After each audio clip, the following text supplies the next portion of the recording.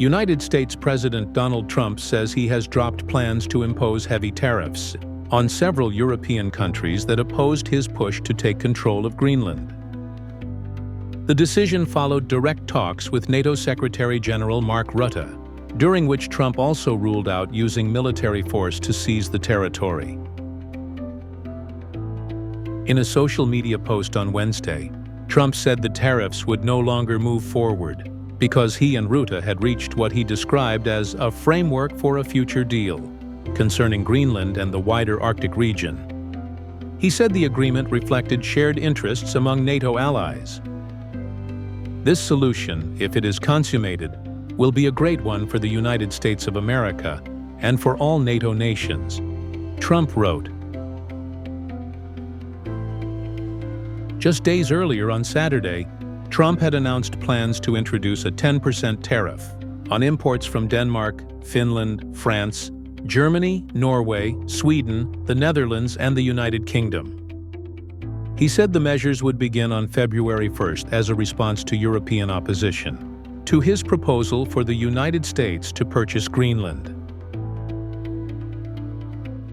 That announcement intensified weeks of controversy surrounding Trump's repeated efforts to acquire Greenland, an autonomous territory under Danish sovereignty, and a member of NATO through Denmark. Trump has long argued that Denmark has failed to adequately protect Greenland's territorial waters in the Arctic. He has also said that U.S. ownership of the island is necessary for national security and for the development of his proposed Golden Dome missile defense system. Trump has frequently warned that global stability is at risk, arguing that China and Russia are seeking greater influence in Greenland. If we don't take Greenland, Russia or China will, and I'm not letting that happen. If we don't take Greenland, Russia or China will take Greenland, and I am not going to let that happen. He has stated that Denmark lacks the capacity to prevent such a takeover, structuring U.S. control of the island as essential to maintaining world peace. Greenlandic and Danish leaders have firmly rejected Trump's position. In recent weeks, the dispute sparked public protests across Greenland, under slogans such as "Hands off Greenland" and "Greenland is not for sale." In Nuuk, the capital, residents carried red and white Greenlandic flags, sang traditional songs, and marched through the small city center to show their opposition. As tensions increased, several European NATO countries quietly expanded their military presence in and around Greenland, reflecting growing concern over Arctic security. Greenland's population remains small largely because of its harsh geography. Roughly 80% of the island is covered by an ice sheet that formed around 3 million years ago, leaving vast areas uninhabitable. Despite this, Greenland holds major strategic and economic value. The island sits between the Arctic Ocean and the North Atlantic Ocean, and contains large reserves of oil, gas, and critical minerals, including rare earth elements.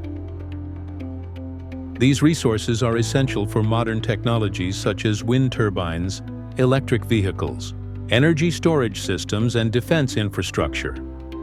Greenland lies northeast of Canada and operates as an autonomous territory within the Kingdom of Denmark. Its residents are considered citizens of Denmark and the European Union. While Greenland manages many domestic affairs, Denmark controls its foreign policy and defense. European leaders reacted sharply to Trump's earlier tariff threat. French President Emmanuel Macron said the proposal was unacceptable and warned that Europe would respond together if the measures were implemented. British Prime Minister Keir Starmer also criticized the move, calling it entirely wrong. Alliances endure because they're built on respect and partnership, not pressure. That is why I said the use of tariffs against allies is completely wrong. NATO spokeswoman Alison Hart later confirmed that Trump and Rutte held what she described as a productive meeting. She said the proposed framework focuses on Arctic security through collective NATO efforts, particularly among the 7 Arctic member states. Hart added that future negotiations involving Denmark, Greenland, and the United States would aim to prevent Russia and China from gaining either economic or military influence on the island. Speaking on Wednesday at the World Economic Forum in Davos, Switzerland, Trump said he still wanted the United States to control Greenland, but stressed that he would not use force. Instead, he called for immediate negotiations with Denmark. But every NATO ally has an obligation to be able to defend their own territory. And the fact is, no nation or group of nations is in any position to be able to secure Greenland other than the United States. It's the United States alone that can protect this giant mass of land, this giant piece of ice, develop it and improve it and make it so that it's good for Europe and safe for Europe and good for us. And that's the reason I'm seeking immediate negotiations to once again discuss the acquisition of Greenland by the United States. We never asked for anything, and we never got anything. We probably won't get anything unless I decide to use excessive strength and force where we would be, frankly, unstoppable. But I won't do that. Okay? Now everyone's saying, oh, good. That's probably the biggest statement I made, because people thought I would use force. I don't have to use force. I don't want to use force. I won't use force. All the United States is asking for is a place called Greenland, where we already had it as a trustee, but respectfully returned it back to Denmark not long ago after we defeated the Germans, the Japanese, the Italians, and others in World War II. We gave it back to them. So we want a piece of ice for world protection, and they won't give it. We've never asked for anything else, and we could have kept that piece of land, and we didn't. So they have a choice. You can say yes, and we will be very appreciative, or you can say no, and we will remember. In a separate post on Truth Social, Trump said further talks on Greenland would be handled by Vice President J.D. Vance, Secretary of State Marco Rubio, and his Special Envoy for Peace, Steve Witkoff. Those officials are also involved in ongoing discussions related to Ukraine and Russia, alongside other major foreign policy responsibilities. Rubio currently serves as interim National Security Advisor and acting National Archivist, in addition to leading the State Department. Danish Prime Minister Mette Frederiksen welcomed Trump's shift in tone, saying Denmark was open to discussions with Washington, particularly regarding Arctic security and the proposed Golden Dome missile defense system, but cannot negotiate on their sovereignty.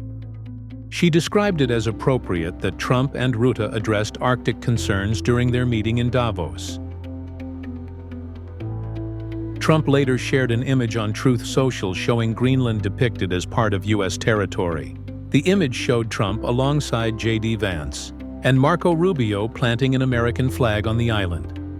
He also said he planned to meet multiple parties in Davos to continue discussions about Greenland. In another post, Trump said he had a very good phone call with NATO Secretary General Mark Rutte. He said all parties agreed that Greenland holds critical importance for both U.S. and global security, and emphasized that negotiations would continue. The discussions mark a shift toward diplomacy, as talks over Greenland's future and Arctic security continue among the United States, Denmark, and NATO allies. That's all for now from Global Pulse Unplugged. Stay sharp, stay informed, and we'll see you next time.